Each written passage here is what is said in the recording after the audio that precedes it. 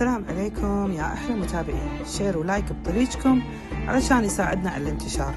طبعا لا تنسون الطريق طويل، وإحنا جايين من الكويت 2 ساعة وصلنا البصرة. نمنا قعدنا الصبح الساعة 9، الحين إحنا حركنا رايحين باتجاه بغداد، هم راح نريح فيها، وثاني يوم الصبح راح ننتقل إلى كردستان العراق. فهني صراحة شفت شيء غريب، التربة أسمنتية لونها رمادي، ما أدري في أحد يفسر لي شنو يعني؟ يا ريت تشاركونا بهالتعليق، تقولوا لنا ليش التربة كذي، يعني نص أصفر والنص الثاني لونه أسمنتي كأنه مخلوط وياه أسمنت. جوجل ماب حجي جوجل يقول إن إحنا وصلنا بابل. هل بابل قبل بغداد؟ ما أدري، بالجوجل ماب يقول إن إحنا حاليا في بابل، يعني قريب وراح نوصل حق بغداد. أخيرا وصلنا الفندق، بس طبعا مو هو الفندق اللي إحنا كنا نبيه، هذا الفندق في الكرادة. صراحة ما أنصح أحد يقعد فيه، يعني كعائلة ما أنصح، وإحنا لأن جروب وعائلة كبيرة، فالفندق كان كأنه مقلب، يعني صح كبير و5 نجوم وكل شيء، بس ما يصلح للعوائل، ما يصلح. طبعا المطعم مرتب والإطلالة جميلة، يطل على نهر دجلة، بس علشان لا أظلم الفندق هو كل شيء فيه حلو، بس ما يصلح حق العوائل. يعني صراحة بالليل يصير شيء ثاني، صوت الأغاني ما تخليك تنام. فعلى العموم إحنا قلنا ليلة بنعديها، لأن إحنا أساسا مو هذه رحلتنا راح تكون إقليم كردستان العراق. على العموم راح نطلع الحين بعد شوي ونشوف الشوارع القديمة. هذا بناء قديم، وهذول كلهم بنايات قديمة قدام شط دجلة، صح؟ ملوت يهود.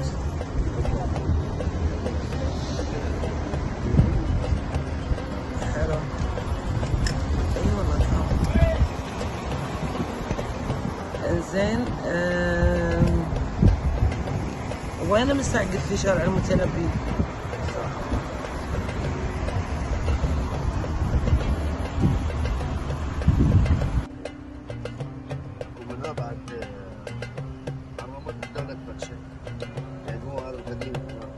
اي لانه يعتبر تراث. بالضبط.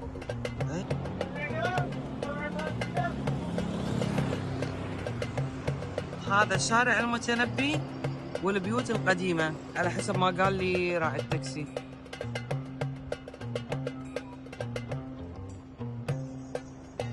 المعلومة اللي عرفتها ان احنا في اصل بغداد، منطقة اسمها العوايضية، وهذه المنطقة قديمة وفيها بيوت قديمة، فمنعوا هدمها لأنها تحافظ على التراث. يعني صح البيوت القديمة تعتبر إرث. بعدها رحنا منطقة اسمها شورجة، وشورجة لما كتبت شنو معناتها، يعني معناتها بئر الملح، أو هم يسمونها يعني بالعراق يسمونها بورصة العراق، لأن فيها كل شيء.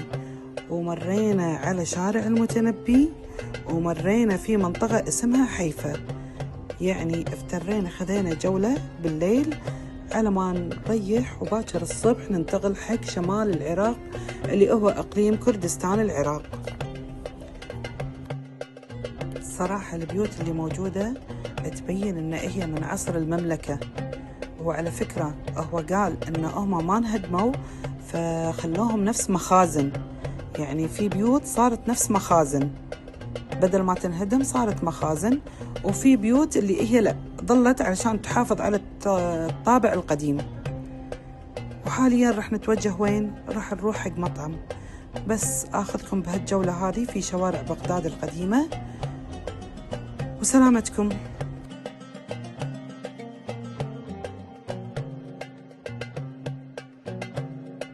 للتذكير مرينا في منطقة العويضية وشورجة وحيفا وشارع المتنبي، هذول ال3 أماكن مريناهم، وإحنا رايحين حق المطعم اللي هو على نهر دجلة.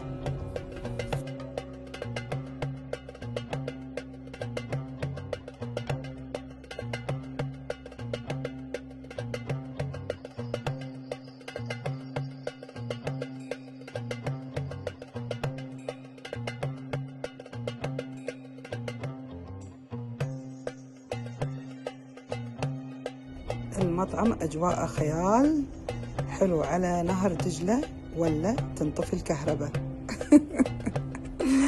بس ما عليه، بسرعة ردت. هم الظاهر عندهم مكاين هذول الجنريتر علشان بسرعة يشغلونها.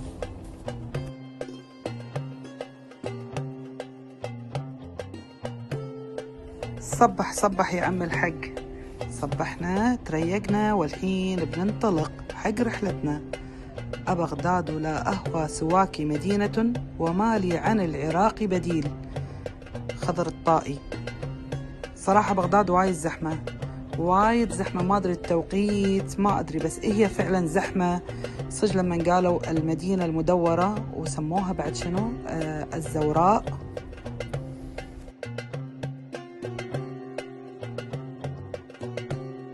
طبعا وقفنا استراحة شوية ناطرين مطعم بابل.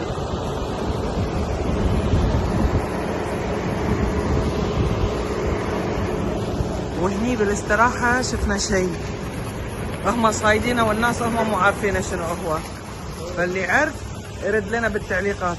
كاهو رابطينه.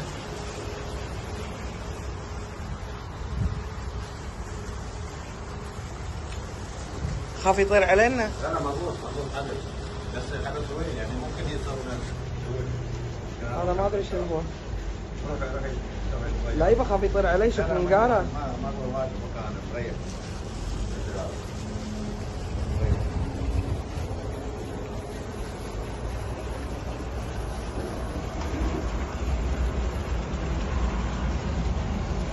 زين يا جماعة، اللي يعرف شنو هذا يقول لنا.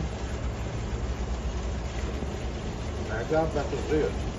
ما اتوقع عقاب، يعني ما ندري، عقاب، صقر، نسر، ديناصور. ممكن بس صقر لا مو صقر.